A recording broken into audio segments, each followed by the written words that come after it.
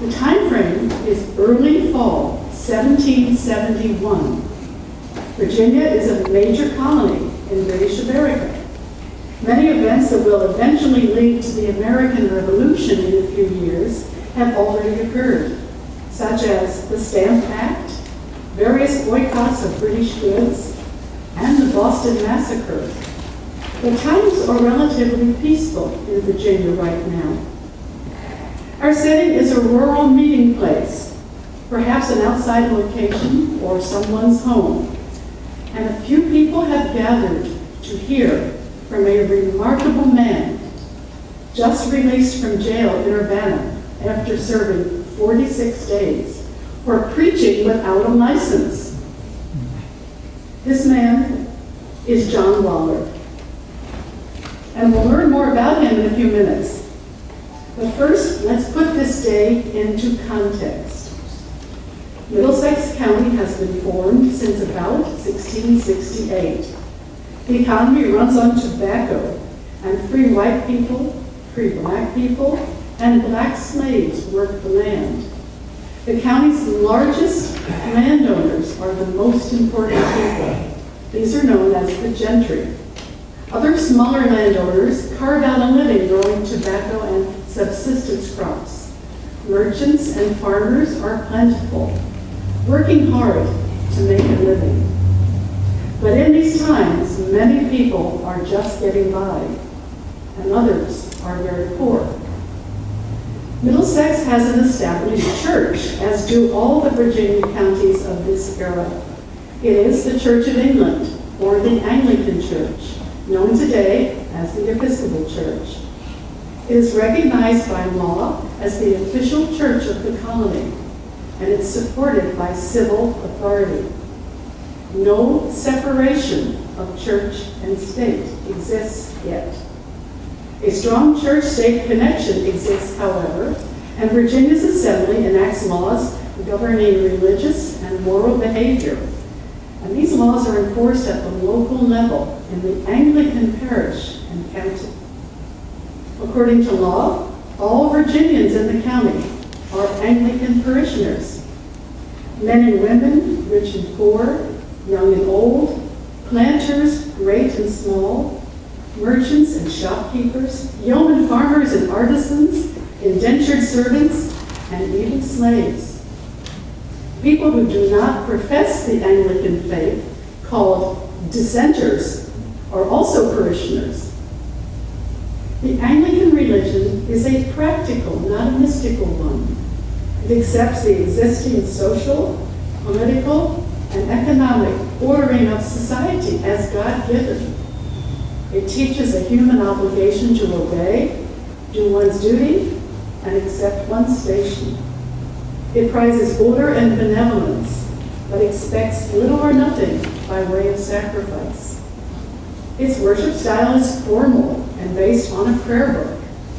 Its vestry cares for widows and orphans, and county residents support the parish by paying an annual tax. But although the Anglican Church has been established in the Virginia colony for more than a century, the winds of change are blowing in Virginia in the form of the Great Awakening. This religious revival has extended throughout the American colonies, starting in the 1730s and 1740s. By this year of 1771, it is well established in Virginia. Wandering preachers have spread their teachings far and wide, de-emphasizing the importance of formal church doctrine and pushing a greater importance on each individual's spiritual experience. These preachers are evangelical Protestant ministers, often with less formal training than the Anglican ministers sent over from England, and with preaching styles quite a bit more enthusiastic. They are Baptists, Methodists, and Presbyterians. They preach a personal salvation and God's grace in forgiving sinners who turn to Him. These men are attracting everyday people by the thousands as they move through the Virginia countryside, preaching along their way to a meeting place, at the meeting place, and then again on the way back.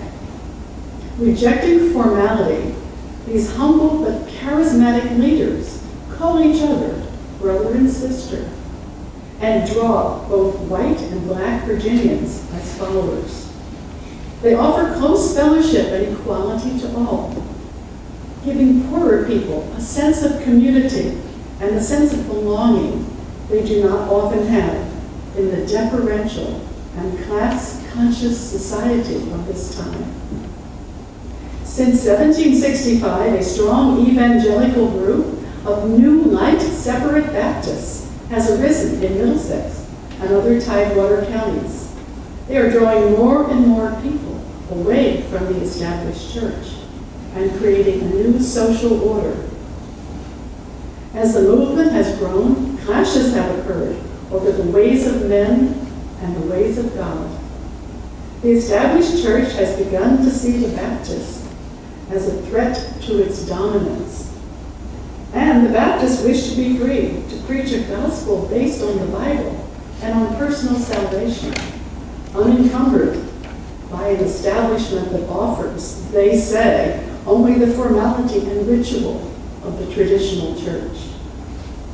In nearby Spotsylvania County in 1768, Baptist preachers have been arrested and thrown into jail for refusing to stop preaching, or preaching without a license, or even for disturbing the peace.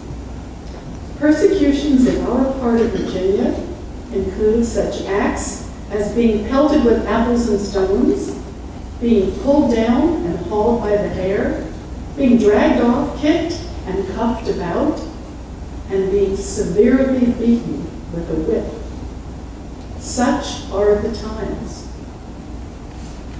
And now we come back to John Longer, who has been persecuted in these ways and others while serving as an itinerant preacher in Middlesex County. Originally from Spotsylvania County, Mr. Waller was a ruffian in his youth.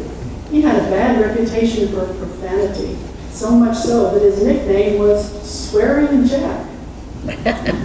He has changed his life dramatically since his conversion in 1767, however, and has dedicated his life to preaching the gospel. Although humble in appearance and demeanor, Mr. Waller is a strong and persistent preacher. He even preached through his cell window in the Urbana jail to many who came to hear him. He has just been released from his Urbana cell and is now sharing the time of refreshment and fellowship with some of his Baptist brothers and sisters.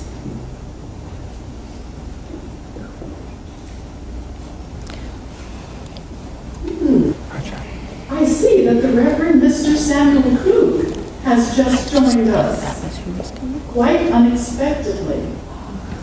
He is the pastor of Christ Church, our local Anglican church, formed in 1666. I am curious why he is here.